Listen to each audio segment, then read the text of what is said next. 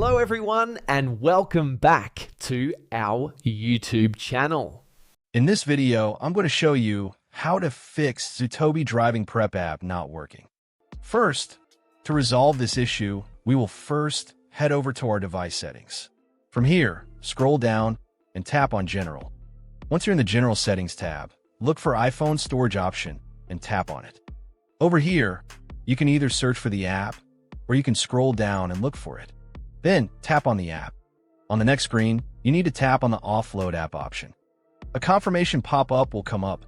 Now tap on the Offload app option here. It'll take a bit for processing, and then a reinstall button will show up. Simply tap on it to reinstall the app. This should resolve the issue, but if it doesn't, then you need to check if the app is running an older version. Head over to App Store. From here, double tap on this search icon in the bottom right corner, and then search for the app. Once the app comes up in the search result, and if you see this update button right next to the app, simply tap on it to make sure you're running the latest version of the app. However, if you continue to encounter this issue, then you will need to completely reinstall the app, which usually resolves the problem.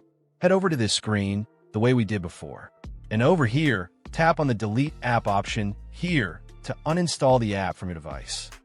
A confirmation pop-up will come up. Now tap on the Delete option here. Once uninstalled, open up App Store and search for the app in the search bar. After the app comes up in the search result, simply click on this cloud icon to install it back onto your device.